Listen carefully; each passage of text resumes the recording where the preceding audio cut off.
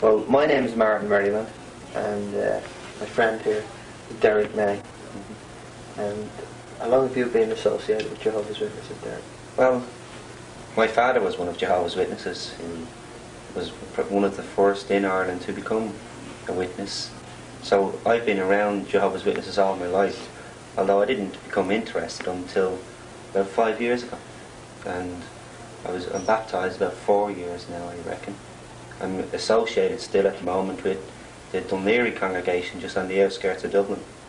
And I'm just at the moving out of the congregation because of moving house, but I'm still in association with that congregation. Right. And I've been associated with the Dublin congregations for 14 years. Liz and myself, that's my wife, and we've pioneered together.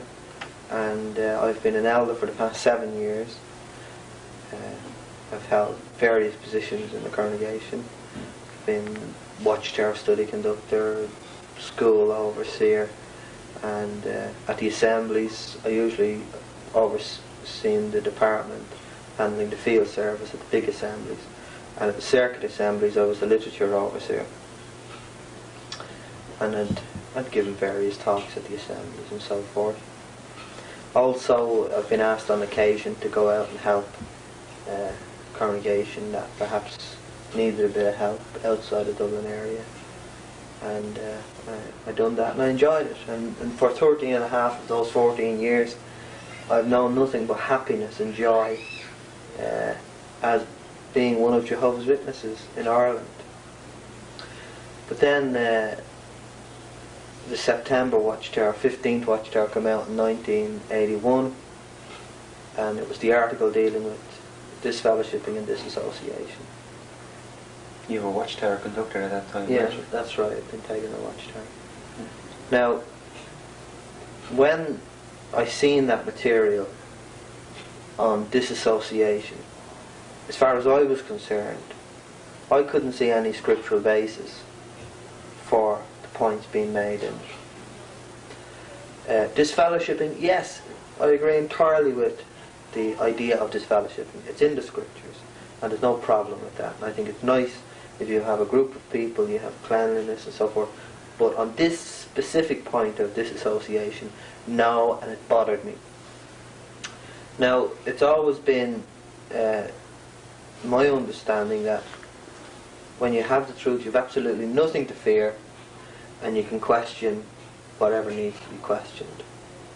So I done the best I could with this material in the September 15 Watchtower, but I just couldn't come to terms with it scripturally. I couldn't find a basis in scripture for it. So not too long after that Watchtower, I resigned from taking the Watchtower study. Had you conducted it in the congregation? That particular I did article? actually conduct the material, and that in itself affected me. Mm-hmm. And I spoke with a number of the other fellow elders about it, and like they couldn't come up with the scriptural basis either for disassociation. Now, things went fairly quiet. I still remained an elder, but I just didn't take the Watchtower study. And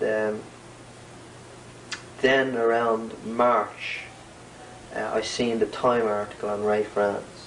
I actually seen it at the end of February, beginning of March, and I read the article dealing with Ray France being disfellowshipped for having a single meal with a disassociated man. Now, I just couldn't believe that. That was unthinkable, that a man could devote 40 years of his life and be kicked out for having a meal with a disassociated person. So I didn't believe it. So when the brothers in the congregation started coming to me about it, concerned about, hey Martin, did you see the article on Ray France? You know, ex-member of the governing body disfellowshipped for having a meal with a disassociated person. I said, I don't believe it. But the truth of the matter was that the interview with Raymond Franz was a fairly nice interview as they go. It wasn't antagonistic, it didn't attack the organisation, and with the result I felt I had to check it out a bit more. Excuse me, a bit more. That's the 7-Up I've been drinking. So next of all, I phoned up Anne Constable, one of the writers of the article in New York, and the other chap, I've forgotten his name at the moment. but if you get the Time article, you'll see both the names. So I phoned then Constable up in New York. I told her that I felt her magazine had a cheek printing a biased article like that against their organisation, and I honestly felt that way. I felt the organisation was wonderful, it was marvellous, all the great work it had done, and I just wanted this straightened out. So she said to me, well, I can understand you being upset. She said quite a lot of Jehovah's Witnesses have been phoning into the Time offices here, and I'm telling you, Mr. Merriman, what I told the other people, the other Jehovah's Witnesses who phoned up, to speak to your governing body. So I said, why didn't you speak to our governing body? She said, I went to speak to them, but did no comment. Well, that didn't sit right with me. That, we could have answered, surely we could have answered this claim that a man was disfellowshipped for having a single meal. It wouldn't have hurt. So there and then my friend and I, John May, that's Derek's older brother, and he's been associated for 15 years and an elder in the same body of elders as myself, and he's a very well respected brother in Ireland, and both of us decided there and then that we had to find out, get to the bottom of this. So 2 elders in good standing, we flew to New York. Wasn't he pioneering also? Oh, John was a regular pioneer, absolutely, yeah. For about 11 years. Yeah, 11 years. He's written many articles in defence of Jehovah's Witnesses. I forgot to mention, actually, John and I dealt with the Department of Justice to gain entry into the prisons to have Bible studies with people who were interested in Jehovah's Witnesses. We'd been dealing for 10 years with the government to try and get a piece of ground to build a Kingdom Hall for Jehovah's Witnesses.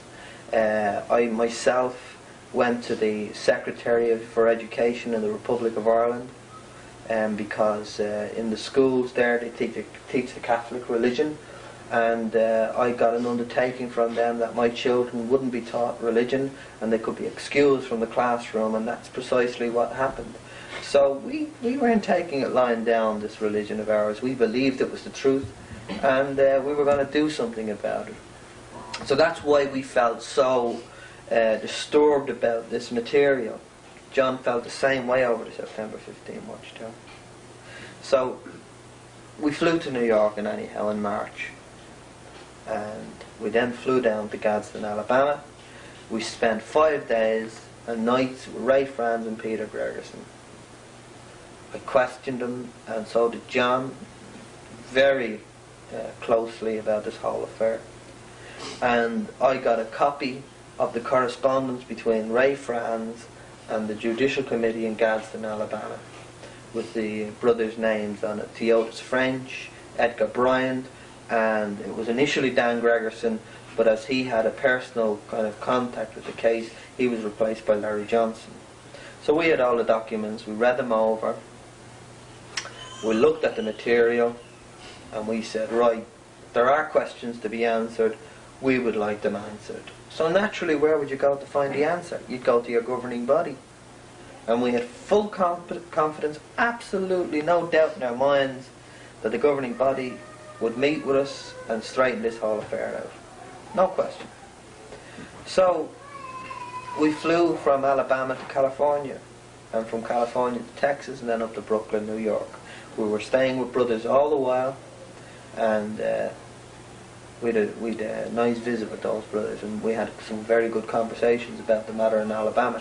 But from what we could detect, the brothers had misunderstood the whole situation. They were talking about Ray Franz being disfellowshipped for apostasy, which he wasn't. He was disfellowshipped for having a single meal with a disassociated man. And the rumour was going around that Peter Gregerson went off for a cute little blonde, and some of the circuit overseers were spreading this rumour about, as we discovered in California and in Texas. So let me set the record absolutely straight. I stayed in Peter Gregerson's home with his wife Janet. They have 7 children. They're a lovely couple. There's absolutely no truth in the rumour that he went off with anybody.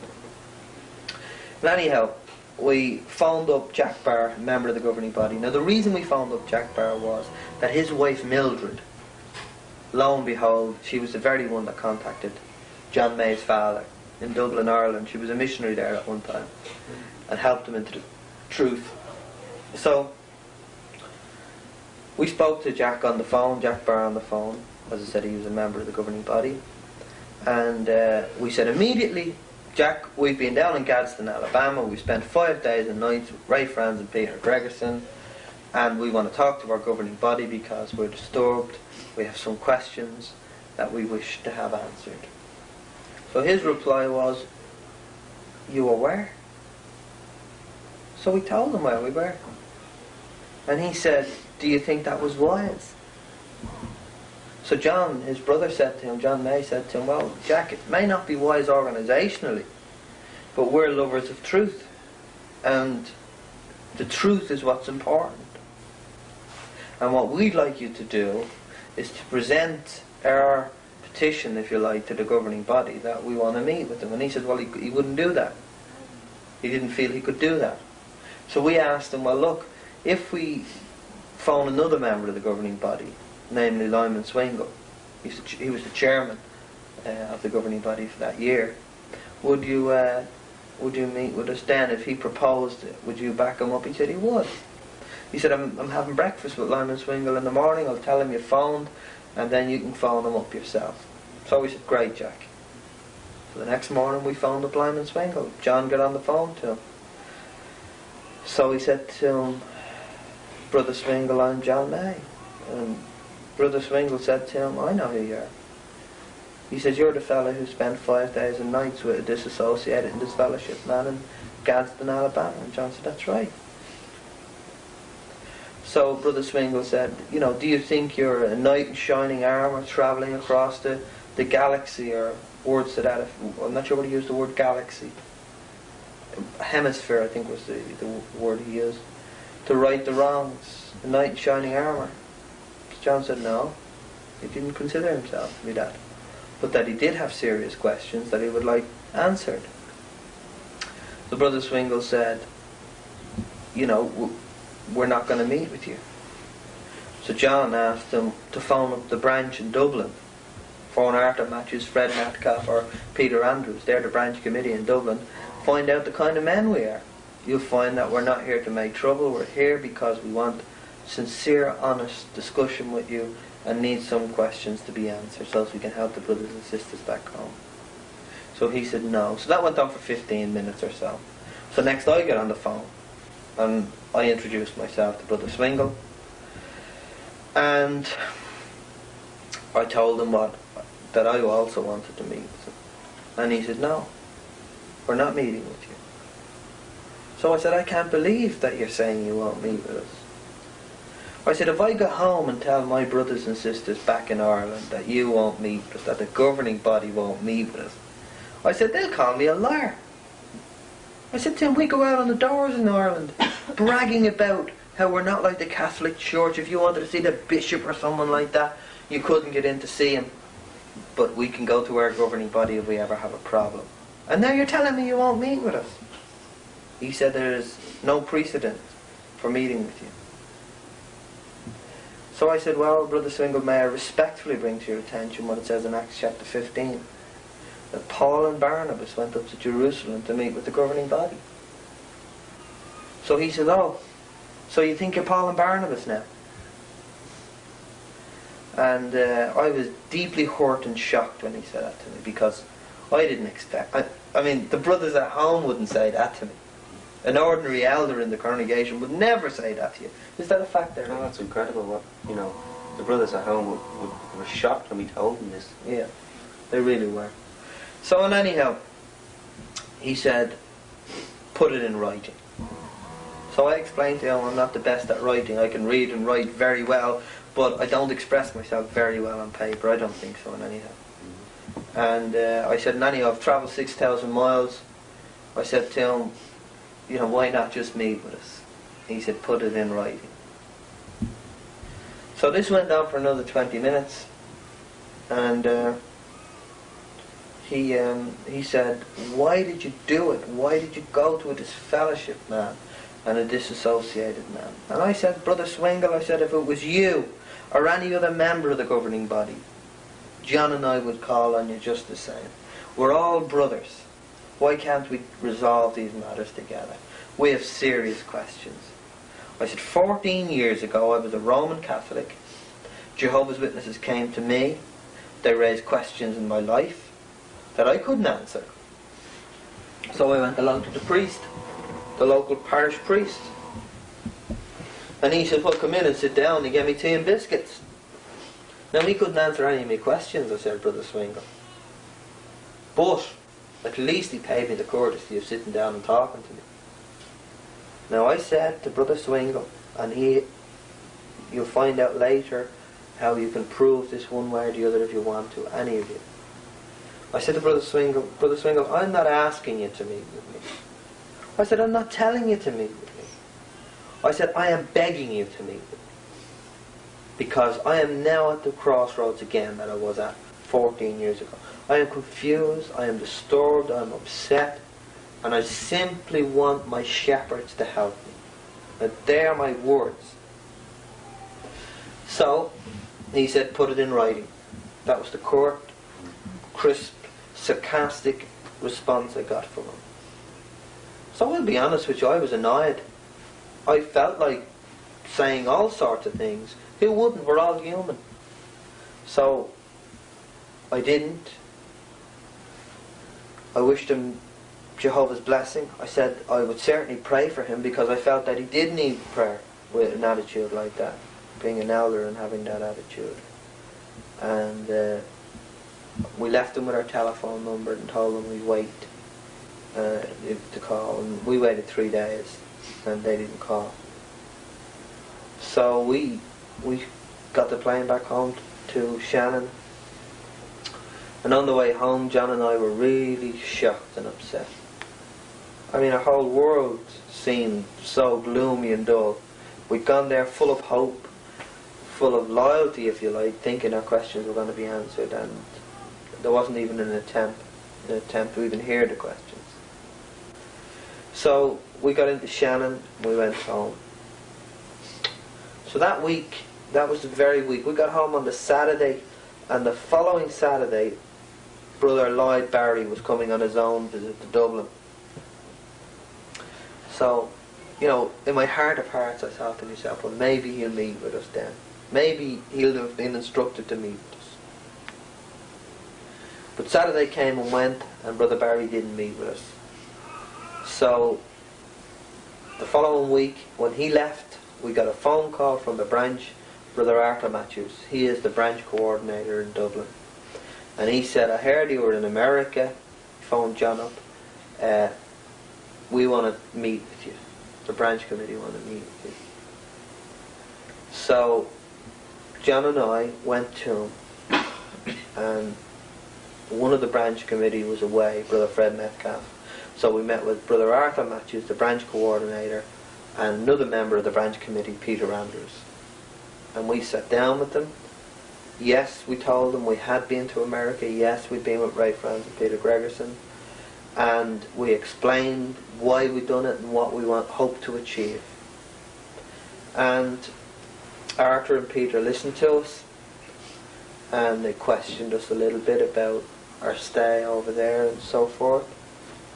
And we left after about 2.5 hours of conversation. Incidentally, one of the very disturbing points that came up in our discussion was that Ray Franz was disfellowshipped for having the meal with Peter Gregerson, but Cynthia Franz, his wife, was present on the occasion at the meal, and nothing happened to her, so we couldn't fathom that one, and I don't know whether any of you can. So next of all, we left, we went home, and the very next morning, Brother Arthur Matthews, the branch coordinator, phoned up John May. He said, John, we forgot to ask you one question. And John said, what's that? And he said, well, we want an undertaking from you that you're not going to talk about the things that went on in the United States of America.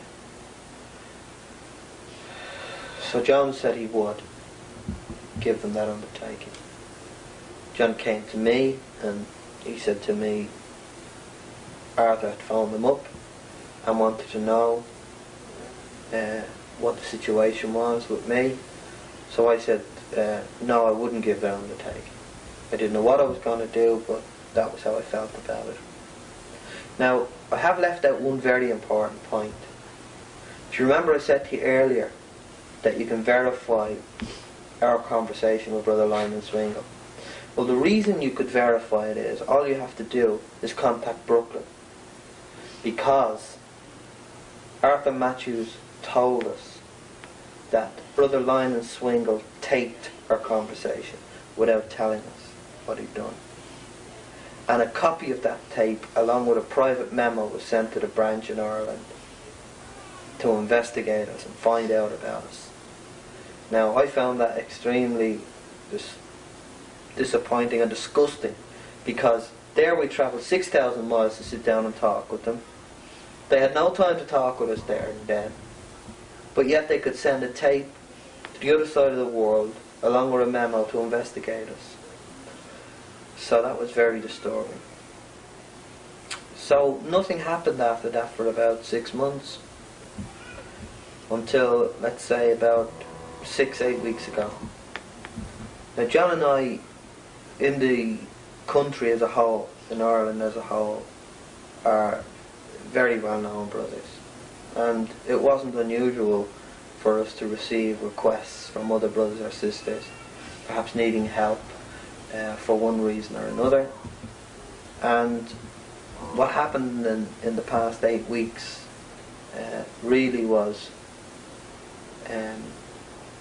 proof of our involvement with the brothers on a countrywide basis, because John received a telephone call from a brother in Portlaoise, which is about 60 miles from Dublin. He's got a wife and 4 children. The wife was in hospital. She was having problems. The doctors were trying to press blood transfusion on her. He was down the country. He asked us to go in and to support her. So we did. We went in to see her, and we had a good chat with her, and we prayed with her, and we spoke to the doctors for her. But when we left, John and I had a conversation, because through all of this, the question of blood had been on our minds, and we had reviewed the material in the Society's publications and in the Holy Bible, and we discovered that, in point of fact, Jehovah's Witnesses were taking blood already, and that according to the Bible, it was a matter of conscience. That was the conclusion we'd come to. Now, some people might say, well, how are we taking blood already? Well, all you have to do is you check the June the 15th Watchtower of 1978, and it's the questions from readers dealing with serums and vaccinations. And there's an inherent contradiction in the material which astounded me, because I read it in 1978 and never spotted it. But I've read it since, and it's so clear that you could take serums containing blood components and extract, and indeed some serums contain whole blood, although a small quantity, but some do contain whole blood. Now, the article made the point that if it was to save your life, you couldn't have a blood transfusion or use the components of blood. But it was to help you get over an illness. Say, like, you could use it in a tetanus injection, or an anti-D injection, dealing with the rhesus business, women developing antibodies in their body. Or the very haemophiliacs, they take an injection called factor 8. They could take blood into their bodies to help them get over an illness. But to save your life, you can't take blood. Well, that's a contradiction. The article actually said that some brothers think that just because it contains a small amount of blood, right, that they leave it to their conscience. So, you're saying you can take a small amount if your conscience allows you, but what constitutes a small amount? And we can see no difference between a small amount of blood and which they would imagine would be in a vaccination or in an injection. Between that or a pint of blood. Right. That's right. Jesus said, "He that's faithful in little is faithful in much," and that was the principle. So, with those thoughts in mind, the reason we've digressed a little bit there is to give you an idea as to why the problem arose with this sister, in fact, she wasn't even baptized, but she was in the hospital. She was the wife of a baptized witness. So we contacted the man by telephone, and he drove up to Dublin the very next morning before the operation. John had breakfast with him in a restaurant in town, explained how we felt about the situation, and said, look, it's up to yourself. You know, we're not telling you to take a blood transfusion. It is entirely up to yourself. So the man decided that his wife wouldn't have a blood transfusion, and thank God she had her operation and she didn't need blood and she was all right, and that's great, and we're delighted about that. But at least we cleared our conscience. Now in the next few weeks we had 3 other situations just like that from various parts of the country dealing with blood transfusion. And that just goes to show how respected John and Martin were, because these brothers came to John and Martin over these issues rather than going to local elders, because they were so well known. So, and anyhow, the people that we spoke to about blood transfusion, they started obviously talking to their friends. I mean, it was extraordinary that John May and Martin Merriman were saying these things. We would have been considered the last people in the world, in Ireland, and anyhow, to talk about these matters in this way. Actually, in fact, since the time they came back from America, they didn't say anything for about 6 months. But I work for John, and we see each other every morning, and we read a portion of the Bible every morning before we go out to work. We read All the workers. All the workers, Yeah. a whole lot of us. And I noticed a change in John's attitude towards the reading of the Bible since that time. And I got worried about him. I thought he was falling out of the truth. So I actually went to one of my elders and, asked him, what can I do to help John? And we had a chat about it, and I had a chat to John, and he assured me that he wasn't falling out of the truth, that he was okay, there was nothing to worry about, which it made me feel better. But little did I know what was going on. Right.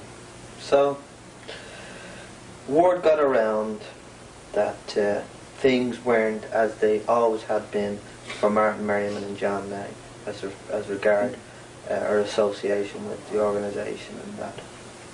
So next of all, the circuit officer was sent in called Ewan Watt.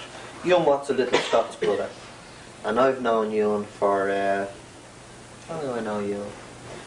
About 7 or 8 years, and he hastily called a meeting with our body of elders before the school and service meeting. He called a meeting at 7 o'clock, and our meeting starts at 7:30, and he called the elders into the Kingdom Hall, and he took them into the back room, and he told them that he was there to form a committee to deal with John May and myself.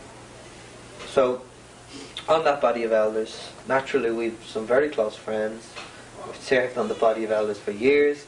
They came out of the room and told us that he was forming, the circuit overseer was forming a judicial committee to meet with us. So when Brother Watt, Ewan Watt, the circuit overseer, came out of the room, he called John outside of the Kingdom Hall while the meeting was going on, and he spent 45 minutes outside with John May. Now, John came in and told me that Brother Ewan Watt wanted me outside in his car to have a conversation. So I said to John, well, what's it all about, John? And he said, well, he said, he's discussing with me about a trip to America, and John had the file with him, the Ray Franz file, which when you read it for yourself, shows absolutely clearly that the man was disfellowshipped for having one single meal with a disassociated man, and nothing else.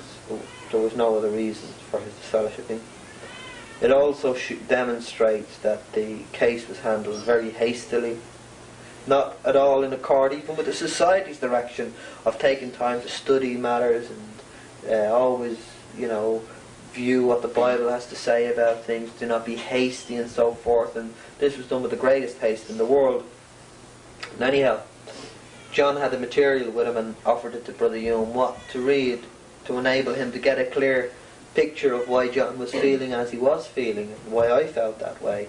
And Brother Watt said to him, listen, he said, what is true or false, right or wrong, is not important. Is it in harmony with the society's policy, and are you talking about it? Now that's what he said. So John said to me he didn't like the sound of that. So I went out to the car and then he had to meet Ewan Watt. We sat in the car and Ewan said, well, what's it all about? So I said, well, what do you know about it? And he said, well, I've just arrived in Dublin from the north of Ireland, so I don't really know anything. Nothing. But I want to meet with you with a committee on Saturday, if that's convenient. So I said, well, what is the nature of the committee? And he said, it's investigative. So I pointed out to him that according to the Kingdom School textbook and to the Society's direction, that that is not the way you go about investigating. Normally a body of elders will appoint perhaps 2 brothers to go and meet with the person to ascertain is there a case to be answered. Then you go back and report to the body of elders. Then you form a committee. Then you invite people to a hearing. I said, now this is a bit like the cart before the horse. So he insisted that there was going to be a committee hearing and that was the end of it. So I asked him, was it judicial? And he said, no. The 2 elders on that body of elders heard him categorically say it was judicial. Anyhow, in the time we were conversing, John May came back out of the Kingdom Hall, asked me to get out of the car. I excused myself, got out and spoke to John. John said to me, look at Martin, I feel they want to meet with me on Friday night. They're not going to read this evidence. I don't feel there's any point in me meeting with them because I feel I probably will get the same treatment that Ray Franz got. So John said, I'm having my letter of resignation read out tonight. So he asked me, did I want my letter read out? And I said, no. So John went back into the Kingdom Hall, and 15 minutes later or so he came back out, and Ewan Watt and I got out of the car, and John said to Ewan, look Ewan, you've said what is true or false, right or wrong, doesn't matter. What mattered was it out of harmony with the society's policy and was it talking about it? So John said, I'm not meeting with you. He said, I've spent 15 years in association with the Congregation of Jehovah's Witnesses. I've been happy, but I cannot conscientiously go along with something that violates what the Bible says. So he said to Ewan, it's been nice knowing you, and he put out his hand to shake hands with Ewan Watt. And after 15 years of knowing that man, and the kind of man that John May is, he's a wonderful Christian man. He's my friend, I know that. I grew up on the same street as him. I know I'm biased, but you can go to any brother and sister in the Republic or the north of Ireland, any brother and sister, and I include Arthur Matthews, who's the branch coordinator, Fred Metcalf, Peter Andrews, they're the branch committee, and you ask them, any one of them, is John May a good or an evil man? And they will tell you John May is a good man, and he is a good man. And on that night, Ewan Watt shamed himself by turning away and not taking that man's hand. And the brothers and sisters in the congregation were very upset about that, and are still very upset about it. So anyhow, one word borrowed another, John went off home. My wife was there. She was very upset with Ewan's treatment of John. She sat in Ewan Watt's car with me, and she pressed him about the nature of the committee again. And he said, yes, well, you could say it was judicial. But I said, you said to me it wasn't judicial. He says, well, a committee is a committee.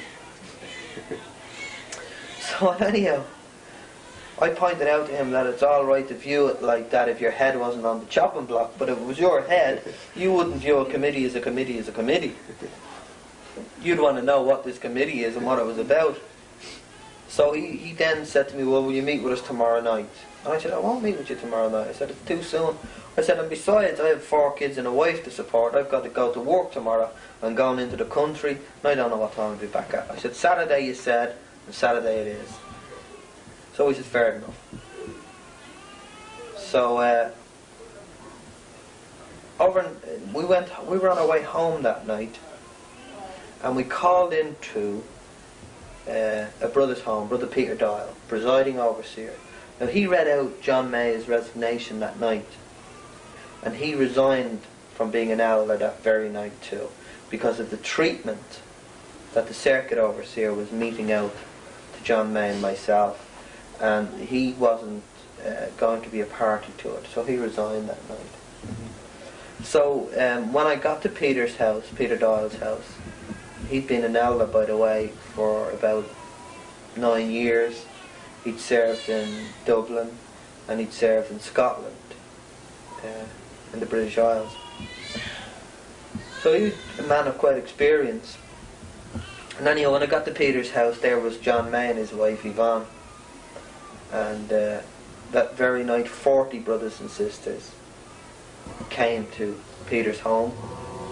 And a number of them disagreed with John and myself, perhaps on the viewpoint we'd taken. But what they disagreed even more strongly with was the treatment the society, namely the governing body, the branch office and the circuit overseer was trying to mete out to us. And they shook hands with John, and they told him they will eat and drink with him any time they feel like it. And they are, any time. There's a stream of people at the John's home, any day of the week. Anyhow, before I met with them on the Saturday, I sent a letter to our body of elders, the local body of elders, requesting 3 things, really 4 things. The first one was I wanted a written invitation to the meeting, where it was going to be and what time, which I think is a fairly normal procedure. And then I wanted 3 things that I felt were in harmony as well and fairly normal. 1, I wanted to know the makeup of the committee that would hear my case. 2, what were the accusations being made against me? And 3, who were my accusers? And I felt that was a reasonable request. So I passed this letter on to our body of elders. They passed it on to the circuit overseer. The circuit overseer, when I got home from work the next day, was sitting in my front room in my house. And we had a discussion that night, and it centered around whether I could have this invitation in writing. And he said there was no need for that I wasn't entitled to have it in writing.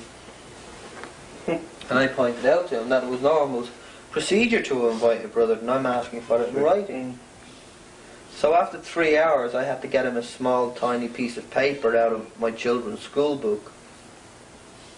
And if you want to knock that off, I will actually get you.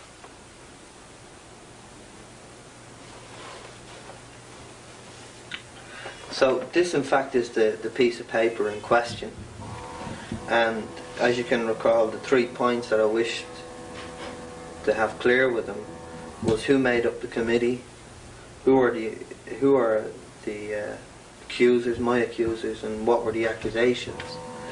So it took me 3 hours for Brother Watt, the circuit overseer, to write this. He wrote it in pencil. And he said, when I asked him, why did he not want to write it out? He says, well, if you're disfellowshipped, you'll use it against me. Incredible, isn't it? So, and anyhow, after 3.5 hours, he wrote this in pencil, and on condition that I return it to him at the hearing, which I didn't. It says on it, anyhow, point number 1, this was the committee, E.G. Watt, he'll be the chairman. 1 member of the branch committee, that turned out to be Brother Arthur Matthews, he's the branch coordinator, Brother Noel May, and he had Brother Oliver MacDonald, who I objected to, who was going around spreading rumour and gossip about Derek's brother, and who in fact had to be counselled by some of the brothers, local brothers in the congregations for his conversations. So that was the first one, the makeup of the committee. The second, he said there was no accusations and there were no accusers. So I said, well, what am I going for? So this is what he wrote down. He says, the point of the meeting is to discuss with you the current situation that is disturbing the congregations. So that's what he wrote down. After 3.5 hours, he wrote those 2 points. I said, that's fine. I said, now I'd like you to date it and to sign it. So he wouldn't do that. It took me another half hour. And that's when he said to me, I'm taking a risk with you. You know, I hope you'll return it to me on Saturday at the meeting. So that's the piece of paper there. Little bitty piece of paper. So, that week, Brother Watt went around the various members in the congregation, questioning them about John May and myself. And as soon as he'd leave a brother or sister, they would phone me up and tell me that Brother Watt had been there and the questions that he'd been asking about me. So Brother Watt met with me before the hearing. I think it was on the Thursday or the Friday night. And he told me he was shocked that people distrusted him, that they wouldn't answer his questions. So I pointed out to him that he was questioning him about John May and myself, and the brothers knew how much we loved them, and they loved us. We're friends. Not only elders, but we've been their friends all these years. So why would they want to hurt us? We don't want to hurt them. Anyhow, Saturday dawned. And by the time Saturday had come around, there was anywhere from 40 to 60 brothers and sisters wanted to come forward and testify on my behalf as to the kind of man I have been for 14 years in the congregation. So I settled for 20 of them. 20 witnesses came forward on my behalf, offered themselves willingly. I didn't request them. They offered to come. And we met on the Saturday afternoon at the Dunleary Kingdom Hall. And the brothers were left outside, as is normal with the judicial hearings of Jehovah's Witnesses. They were left outside, and I sat in there in front of the 4 men, and I went through the same story I've told you now. And they listened to it, and Arthur Matthews repeated what he had said to us on the first meeting that Jan and I had with the branch committee, that our motives were never called into question, that he knew the kind of men we were, how we had slaved for the brothers and slaved for the organisation, and that there was no question as to our motives. So there was 20 brothers and sisters present who came forward as witnesses on my behalf. After an hour and a half of meeting with them, I also pointed out to the committee when Brother Matthews asked me where was all this fear and suspicion coming from. I pointed out to him what I'd gone through with the circuit overseer to get this little piece of paper from him. And I also pointed out to him that a lot of the suspicion and fear came from Brooklyn, when they wouldn't meet with their own brothers who were elders in the congregation just to sit down and discuss things as mature men. That breeds suspicion and fear. You ask yourself, what are they got to hide? What are they afraid of? That's what comes to a normal person's mind. So anyhow, we met with the committee. I met with the committee that afternoon, and it went on for about 4.5, 5 hours maybe. Now, incidentally, one of the committee members was a brother, Noel May. Now that's Derek's other brother, Noel. Now, Noel's wife phoned me up on the Friday night before the hearing, and she said, I know you're going before a hearing, Martin, and I know my husband's on the committee, but I want to come forward and speak on your behalf. So I said, oh, that's very kind of you, Carol. Carol May is her name. That's really nice of you. But I said, you've got 4 kids, 4 children. I said, you know, who's going to babysit them? And I said, also, you might embarrass your husband. So she says, well, you know, I want to do it. I said, well, go and ask your husband. So she popped in and asked Noel. And Noel sent out word. She came back on the phone. She said, certainly. So the next day came, and she couldn't get a babysitter for the 4 kids. So I said, well, that's all right. So what she done was, she sent a note to the committee in a sealed envelope with her husband, and it's to Noel May's credit. As a member of the committee, he brought his wife a little note, and I'd like to read it to you, right? It was to the committee. It says, "Dear brothers, I would just like to write to say that in conversations with Brother Merriman," that's me, "and also in talking to other brothers who have spoken to me about this matter, Martin has endeavoured to calm the situation and is quite willing, happy in fact, to sit down and discuss things reasonably. I know when approached by certain brothers wanting to know what was involved, he has refused to discuss anything with them. Whenever I have spoken with Martin, he has always said that he genuinely wants to remain one of Jehovah's Witnesses and just wants to have his questions answered. With you serving Jehovah, Carol May." And I thought that was a beautiful little note, and it was very courageous of Carol to do that, and I'll always treasure that she done that. So I read that to the committee, and that was the tone of all of the brothers who appeared before the committee. That's the kind of thing they had to say, and that was the truth. I simply wanted honest questions answered. I didn't want to cause trouble.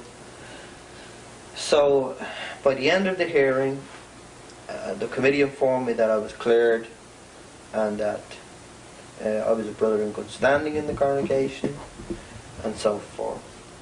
But it developed at that meeting that the circuit overseer, Brother Ewan Watt, had gone around the various congregations in Dublin and had arranged a talk to be given on apostasy in the congregations. Well, it had been established there was no apostasy. It was ridiculous.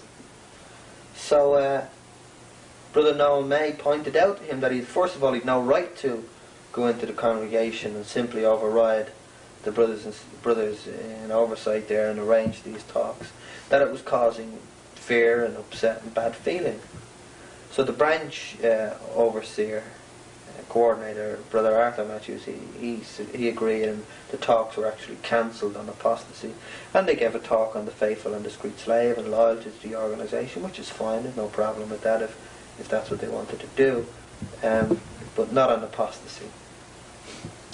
So I went off home, and next of all, there were so many brothers, and is so many brothers, upset in the Irish field. Tremendous number of brothers. At the congregation meetings, some of the meetings are being interrupted by the brothers, questioning the brother on the platform who is using the platform to make his point and drive it home, when it has in fact been proven by that committee that there is no need for all of this, that there are genuine questions and that they needed to be addressed. Now the questions fall into 2 or 3 areas. There are a number of serious questions, but the first question is on blood transfusion. That's the first question. The second one is on neutrality. It seems that in different parts of the world, Jehovah's Witnesses are not as neutral as I've always been led to believe, and I simply wanted that ironed out, and certainly that needs to be ironed out to satisfy all the brothers and sisters at home. And the third one was on the faithful and discreet slave.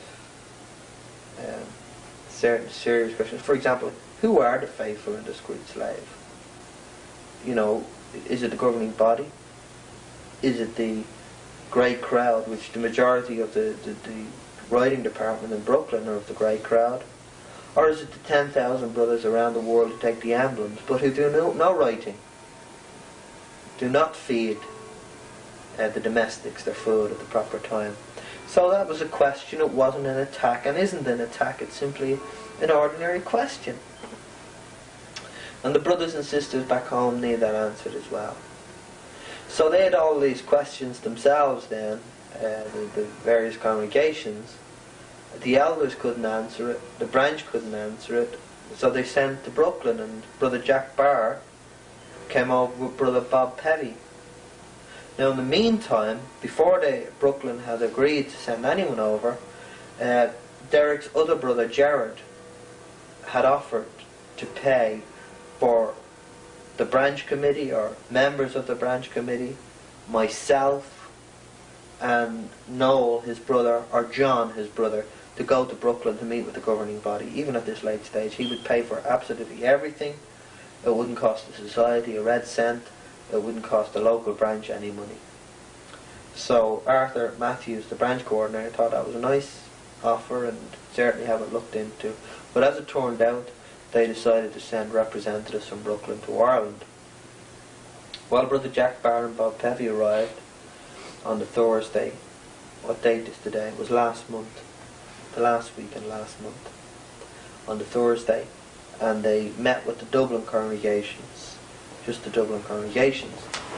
Now the brothers were going there in expectation of having their questions answered. But instead what they got was Brother Pevy got up and gave them a talk on loyalty to the organisation and wicked men coming into the congregations and causing division and all this. And the brothers were looking around wondering where all these wicked men who were causing divisions were. Because as far as we were concerned, there was none in Ireland. So he looked at his watch and anyhow at the end of his talk and said, "Oh, I've got 3 minutes left," he said, and oh yes, there was this question on blood transfusion and blood. And he made a very feeble attempt to answer that. And I say that with sincerity and not with sarcasm. But to talk for maybe an hour and a half and to allow 3 minutes to such a serious question, doesn't convey the idea that it's been treated very seriously. So I think, Derek, you went up and had a conversation with Brother Pevy about his talk on blood. Yeah. Before these issues, I found out about these issues. My brother Jared's baby died. He was only a couple of days old. And, I said to myself, if that baby had needed blood, I would have given it blood. So I thought to myself afterwards I was losing my faith. So I said I'd undertake a study of blood, which I did. And the more I studied it, the less convinced I was we were right on the stand that we take. So I'd been in discussions with the elders in my congregation in Dunleary, and they knew that I had this question before these issues arose. So I had an opportunity after the meeting to meet with Bob Pevy, and I thanked him for coming over and for giving this talk, but that he didn't really address the issue of the blood transfusions. So I had a few questions to ask him, and he tried to answer them, but the answers he gave were the pat answers that they normally give, were to abstain from blood, and that Acts 15 says that we've to abstain, and that blood transfusions isn't abstaining. So he left me with something to think about. Gave me a question, and it was not really related to taking blood. So I said I'd look it up. So that was a Thursday evening. So we had a district assembly that weekend. A circuit assembly that weekend, and we drove down to New Ross, which is about 100 miles away. Yeah, it's a 200-mile round trip. It's about a 200-mile round trip. And after the morning session on the Saturday, Martin had already arranged to meet Jack Barr to have coffee with him. That's right. I'll tell you about that in a minute. And I said I'd try get to see Bob Pevy also. So I was standing at the entrance of the assembly hall, and after the meeting was over, Jack Barr and Bob Pevy headed out. So I walked with Bob out to the car, and I asked him I gave him the answer to the question he had, and he didn't acknowledge it, but he tried to give me some more things to think about on the blood issue. And he had to go. He was going back to Dublin. He couldn't waste any more time, and he left the question unanswered. So that's where I got with that brother from Brooklyn. He didn't answer my question, and he hadn't got time to stay and do it. So now on the Thursday night, when the brothers from Brooklyn were giving the talk in Dublin, this was before the weekend assembly, circuit assembly, I went up to Brother Barr after his talk, and I spoke to him for about 30 minutes, 45 minutes, something like that. And I went up and I shook hands with him and said, you know, I'm the face behind the telephone call. And he said, oh, he looked at me, you know. So I said, I'm Brother Merriman. Oh, he said, Brother Merriman, it's good to see your face. So I said, well, that's very nice of you to say that, Brother Barr. I said, the only thing is, I would have rather heard it 6 months ago when I was in New York, when I wanted to see you and sit down and talk with you. So he had a conversation with me then. He pointed out to me that he didn't know where all these questions were coming from, that a few weeks ago he had spent a number of days with all the brothers and sisters, 4,000 all the brothers and sisters, 3,000 or 4,000 of them. He said, and they've no questions. Their faces are beaming with the truth, they've no questions. Well, that seemed a little strange to me, so I asked Brother Barr, had he spoken to each of these brothers and sisters, and asked them had they any questions. And he said, well, no, he hadn't. So I said, well, you can't really say then that they've no questions. And anyhow, I then got on to the conversation about the September 15 Watchtower. And he says, where are all these questions coming from? I said, do you want to know? He says, yeah, I do. I said, well, it comes from the September 15 Watchtower. I said, I cannot accept that Watchtower as being scriptural. It's not in the Bible. The two portions of scripture that are used in that Watchtower to support the argument on disassociated men and women fall into the category of John's letter that speaks about the Antichrist, and 1 Corinthians chapter 5, which speaks about all kinds of wickedness, strife, drunkenness, and stealing, and all this kind of thing, fornication. So I said my friend John May and Peter Gregerson didn't fall into those categories at all. So it couldn't be right. So he said, well, if you turn your back on the organization, you're turning your back on Jehovah and Jesus. And I said, no, you're not. Certainly not. Because you can disagree on the principle without turning your back on Jehovah, God and Jesus. And John May certainly hadn't turned his back on Jehovah, God and Jesus. But the Watchtower Society, I felt, had gone beyond the things that were written in God's Word. And I showed him the scripture in Proverbs chapter 17 and verse 15. It's a pity I don't have a Bible here, but I can quote it for you if you like. It's the scripture that says, if anyone or someone calls the righteous man wicked, or if someone calls a wicked man righteous, even both of these people are detestable to Jehovah. Now that's a paraphrased version of the verse, but it's in Proverbs chapter 17 and verse 15. And I spoke to Brother Barr about it. I said, now listen, I said, the Watchtower tells me to view John May, who is a good, decent man, isn't he, Arthur? Arthur Matthews was standing there, and Arthur said, John May is a righteous man. I said, thank you, Arthur, I agree with you. I said, now the Watchtower says I have to treat him as a wicked man. I said, on the other hand, the Bible tells me if I treat him as a wicked man, I'm detestable to Jehovah. I said, what am I to do, Brother Barr? He says, well, you have to follow the Bible. I said, thank you, I will. Because I intend to eat and drink with my friend anytime I want to. And I said to Brother Matthews, Arthur, you know it. I've told the branch I'm going to do this. I've told the local body of elders I'm going to do it. And I'm telling you, Brother Barr, this is what I'm going to do in the future. So he said, well, we're going to have to do something about people who associate with disassociated people. And Derek's brother Noel was there, and he pointed out to him that there was no scriptural basis. And he's the presiding overseer, and he's still in very good standing in the congregation and in the organisation. But he said there were questions to be answered, and they needed to be answered. Are you going to address these questions? His body of elders have sent these questions into Brooklyn, and I'm waiting on the answers.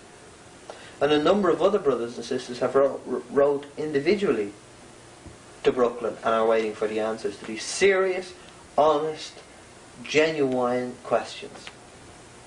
So Brother Barr said he had to go.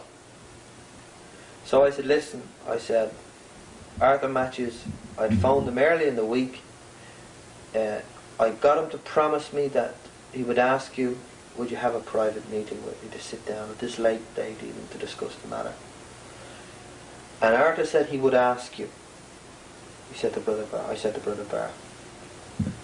I said, now Arthur didn't phone me back, one way or the other.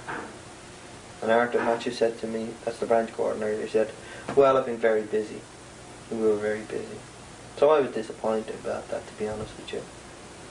So Brother Barr said to me, well, will you be at the assembly at the weekend? This assembly that Derek is talking about. I said, well, will you talk to me if I get down there? Will we have a cup of tea and a chat about these things? He says, yes.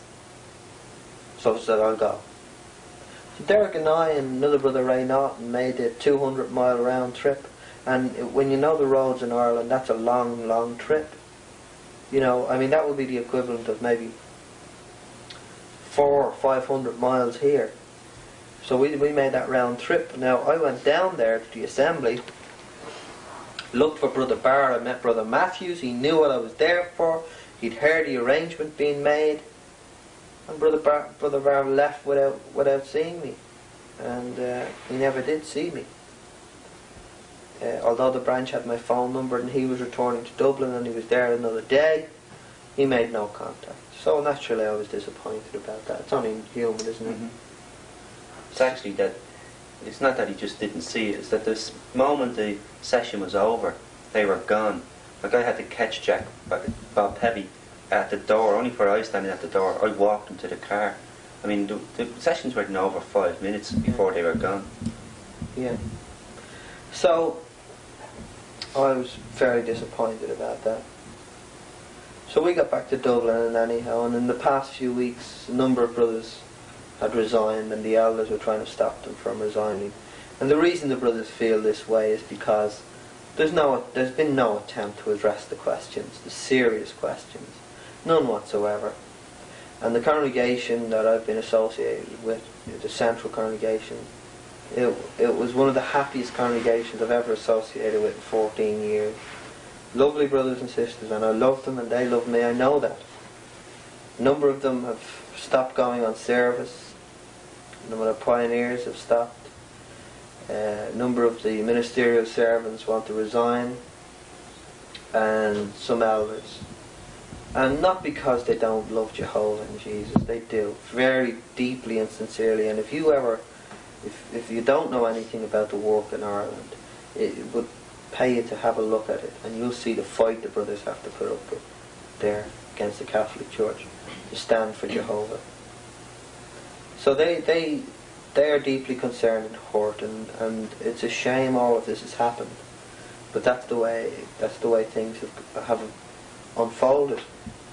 Anyhow, in the past couple of weeks since Brother Barr's visit, the circuit overseer has remained, and a much harder attitude has been taken in regard to people who have questions. And the circuit overseer, along with another elder, has been visiting various ones of the brothers, and I suppose it's to shepherd them. But when the brothers raise a question, he's asking them, well, you didn't think up that question. Who gave you that question? So, on that basis, I knew what was going on. The brothers and sisters told me who had been visited by the circuit overseer. There's only one person that was left in the congregation, as John May had resigned. I was the only one left who had been to America and who had raised certain questions, honest questions, and he was asking them who told them the questions. So I got the impression there was a little bit of investigating still going on about Martin Merriman. So that concerned me and concerned the brothers and sisters, and it disturbed me. So I had some decisions to make. 6-7 months had gone by since last March. None of my questions had been answered. I'd been hauled before. The only time I'd met for any kind of discussion has been before a judicial hearing, which I'd never, in the 14 years I've been associated, never had 1 ounce of bother in the congregation. I've never had any reproof. I've never been before a committee, although I've sat on lots of committees myself. Never had it. And yet, the first time I ask an honest question, I'm brought before a judicial committee, and I couldn't understand that, and I still can't to this day, and that's being honest with you. So the next thing was, one of the elders informed me that a harder line was going to be taken with those who associated with John and May. Well, I'd already stated my position in regard to that, so I knew that if I continued to associate with John and I remained as part of the organisation or associated with the organisation, I was going to be disfellowshipped. Now, disfellowshipping is a terrible thing anywhere in the world, but if it happened to you in Ireland, see, in our country we've been used to love, unity, warmth, fellowship, brotherhood, standing together. There's tremendous love amongst the brothers. We have not been used to fear. We could always, in all the years gone by, ask any question we liked. Even with the branch, even with Arthur Matthews. A lovely brother, he had my respect. But now there's fear there. And to be disfellowshipped in Ireland, I haven't known of one situation where a person's been disfellowshipped wrongly. Not one. So if you're disfellowshipped in Ireland, the brothers always assumed there was a very good reason. And up to this point, that would have been true. So if Martin Merriman had been disfellowshipped, then his wife and his 4 little children would have had to bear the stigma of the father and the husband being disfellowshipped. And I just couldn't let that happen to myself. I felt it was better to resign with dignity and with honour and with my name and reputation intact. So with that in mind, last Friday night I resigned from the association with the organisation, and I'd like to read this out to you and you'll see exactly what my feelings are toward it. It was to the body of elders in the central congregation of Jehovah's Witnesses, Wesley Road, Rathgar, Dublin, dated the 27th of the 10th, 1982. Dear brothers, this is to inform you that Liz, that's my wife, and I hereby officially resign our association from the Watchtower Society. Our reasons are numerous and scriptural. Suffice it to give one example, namely the September 15th Watchtower of 1981, which we know goes beyond the things that are written in God's Word. 1 Corinthians chapter 4 and verse 6 specifically, when dealing with persons who have resigned association with the Watchtower Society on scriptural principle. Now, I've read that wrong, but what the basic point that I'm making is that in 1 Corinthians chapter 4 and verse 6, it's a warning not to go beyond the things that are written. So that's how I felt I put that scripture in. It says, we wish to also inform you that our love for Jehovah God, for His Son Jesus, and the deep respect we hold for His holy word, the Bible, has not diminished in any way. Rather, it is out of a deep, heartfelt desire to please our Heavenly Father Jehovah, instead of any man or organisation, that we take this prayerful decision. Acts chapter 5 and verse 29. In conclusion, we would like to assure you of our Christian love and affection for our Christian brothers and sisters. Yours sincerely, Martin Merriman and Elizabeth Merriman. And I put a little postscript to this. Romans chapter 3 and verse 4, let God be found true, though every man be found a liar. And also, I would also like to draw your attention to Proverbs chapter 17 verse 15 for your serious consideration. And that's the one about calling the wicked man righteous, the righteous man wicked. So I resigned, my wife resigned on the 27th of the 10th, 1982 from association with the Watchtower Society. Not the Christian congregation, the Watchtower Society. So that's basically the story. Don't know whether you have any questions. I was wondering what effect this might have on the preaching work in Ireland, the problems with the Watchtower Society. Yeah. Well, if the truth gets out about what the society have been doing with regard to its members, and in regard to various questions dealing with chronology and so forth, and what's going on in the organisation, I believe that the preaching activity will be put back at least 50 years. I would suspect even there may be deeper results. Jehovah's Witnesses will probably be destroyed, their reputation be destroyed in Ireland from what's happened, because it's just unbelievable. It's not Christian. It's not even human, the treatment that the brothers and sisters are receiving from the society. One of the things you mentioned too is that you mentioned that the brothers in Ireland just didn't have the fear that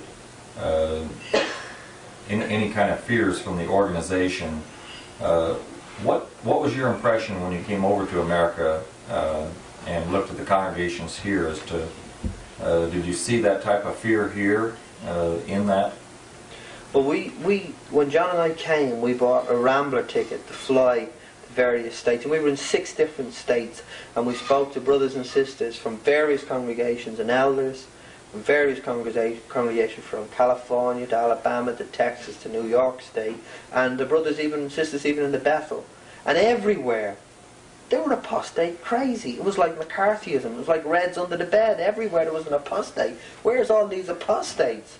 And I haven't met one in all my life. Never met an apostate. I asked one of the missionaries who's over there, Oliver MacDonald. In fact, sorry, I didn't ask him. My brother, my fleshly brother Frank, who's a baptized Jehovah's Witness. Incidentally, he's about to resign himself over this matter.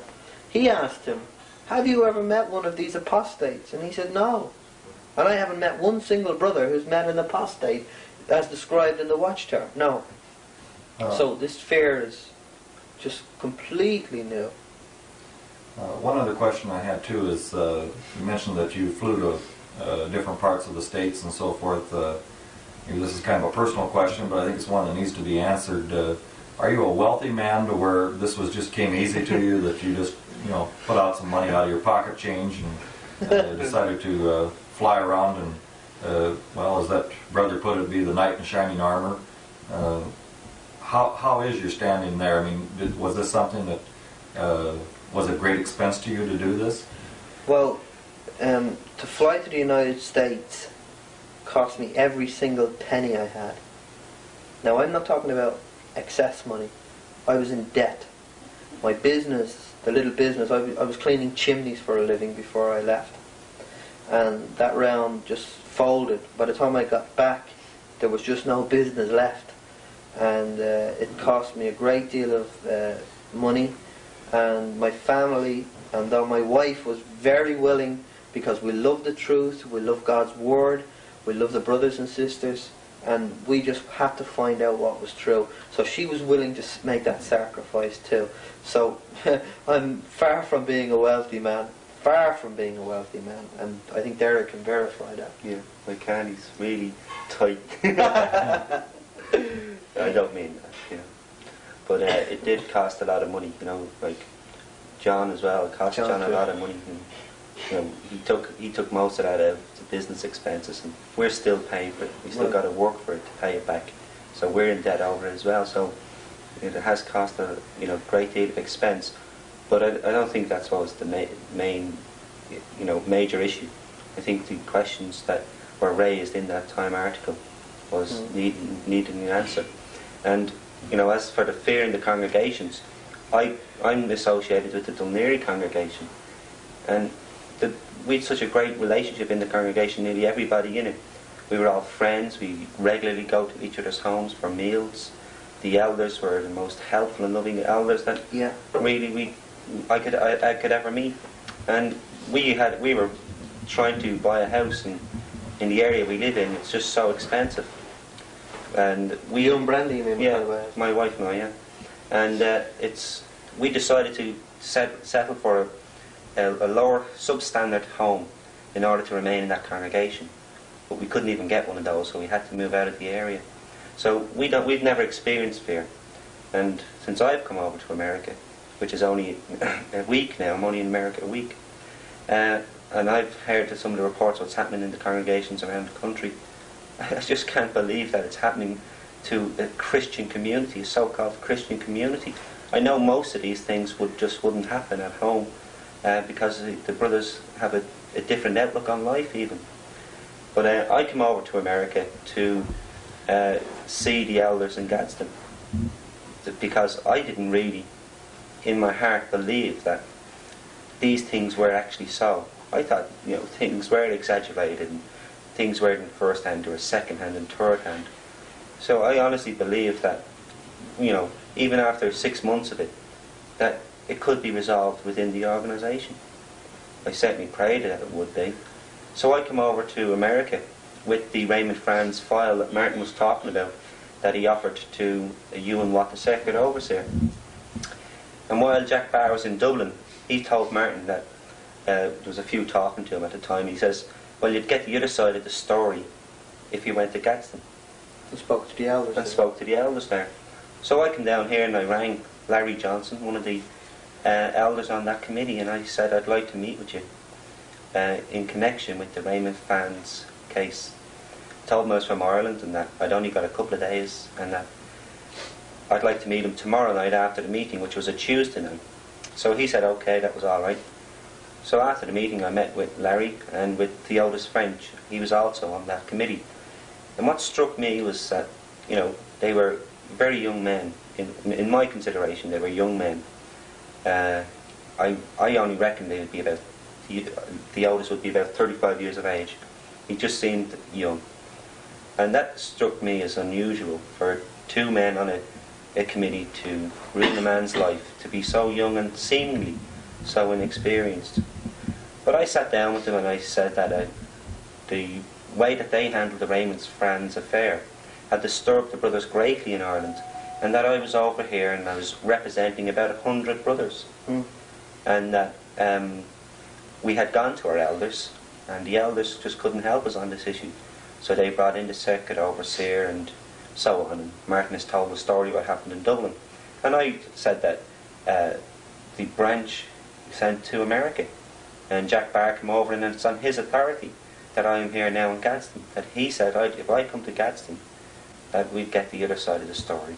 So I asked him, could you help me to see what was the actual way we read of the case through. And they says, well, you've only got one side of the story, Larry Johnson says. He said, it was Raymond Franz's side of the story you've got. And it's obviously slanted. And this was a committee meeting, and it was private, and that we're not going to discuss it with anybody. So I said, but it's not private anymore. We all know about it in Ireland. And up till then he didn't know that, I had this file which contained all the letters that Raymond Franz had written to the Gadsden elders, and all the letters they had written back to Raymond Franz, and even the letters that Raymond Franz had written to Brooklyn, looking for clarification to the September Watchtower on disassociated persons. So I took out the file and I says, we have all the information here about this case. And I think that surprised them, I really don't think they knew they expected that. I said, so what we're talking about now is not private anymore, which I said, unfortunately it has disturbed all the brothers in Ireland. I says, at least 3 congregations are very disturbed about it. And I says, I'd like to go through it with you. And he says, well, what's your questions? I says, well, the obvious haste with which the case is being handled. And I took out a letter and I showed, Larry, there's your signature, and it says, Theodis, there's your signature. So Theodis says, well, we're not going to go through this. This is a private and confidential matter. He says, and you're wasting my time, and you're wasting your time. And he got up and left the room. After 6,000 miles travelling to the other side of the world. I was shocked. Like, I've been in discussions with my own elders, and they've rang me up asking me to come and meet them, and they'll try to help me with my answers. Now, I was actually shocked. So I had to shout out the door after him. I says, that's disgraceful behaviour for a Christian. I says, I come over here hoping to go back to my brothers back home and tell the branch that everything is not as we see it in the file, that we have a slanted view. But instead I've got to go back and tell them that you've walked out on me. Now I had to shout that out the door because he was gone. So he came back in the room then, and he says, we handled the case according to procedure. He says, everything we've done was according to procedure, and the Brooklyn know of it, and they've got this file. And if they're not going to discuss this with you, neither are we. I says, okay. I says, listen, I'm sorry for having to shout out after you. I says, I'm trying not to get upset, but I've only got a few days here. I says, this is affecting my family, and it's affecting the congregations. And I says, just sit down, because he still hadn't sat down. I says, just sit down, and I'll go through the papers. And you don't have to say anything, but just tell me if I have the whole story. So I didn't give them a chance to reply to that, so I started to go through the papers. I took out some of the papers that weren't directly involved with the case. So I says, one question that's disturbing the brothers is, why the obvious haste in this committee? Why did you rush through it with such haste? And they says, we didn't rush through it. We'd done everything. We gave Raymond Franz, we bent over backwards is the words they used for Raymond Franz.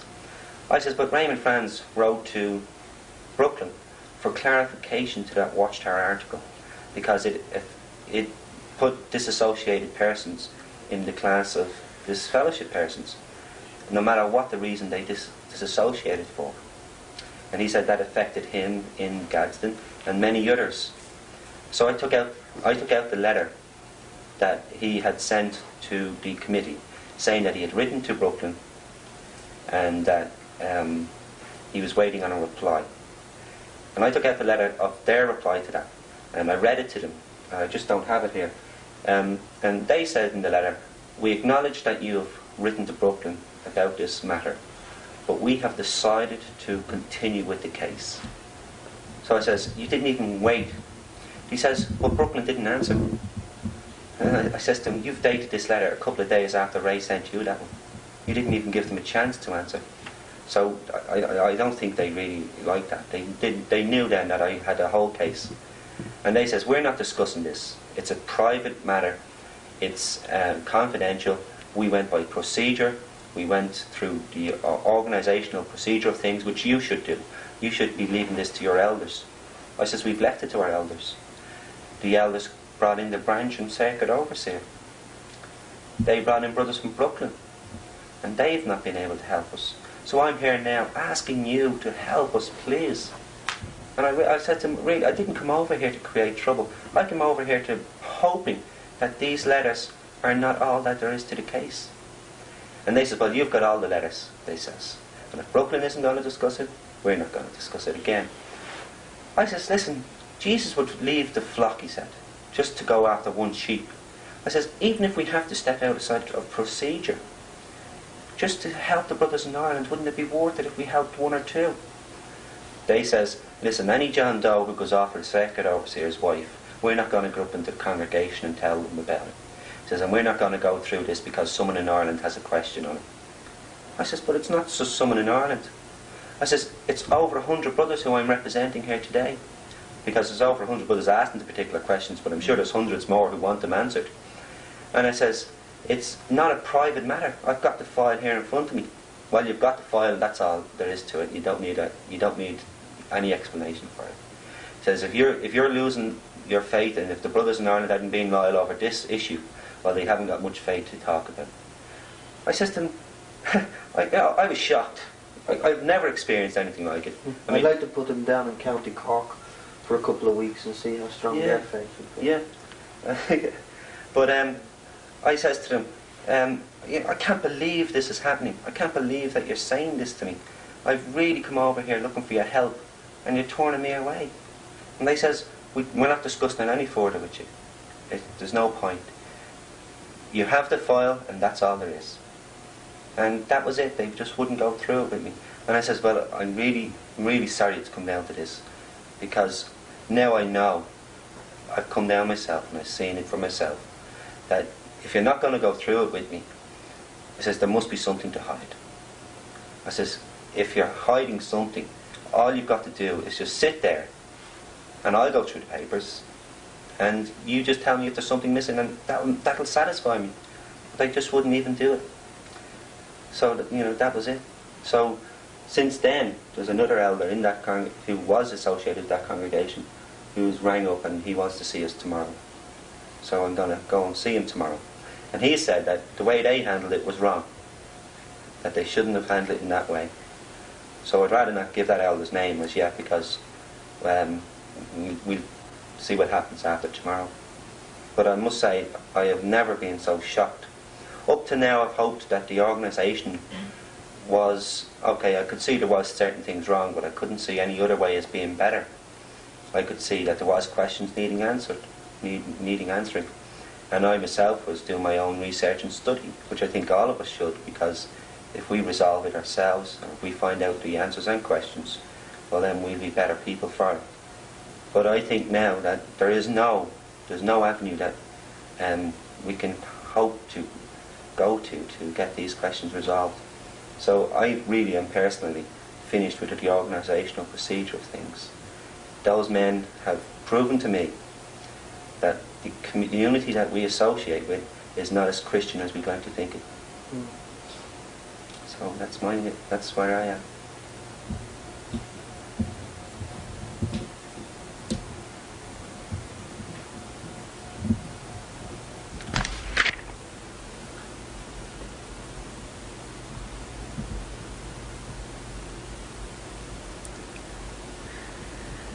This is a little scrap of paper that Brother Martin had to get out of the circuit overseer, E.G. Watt.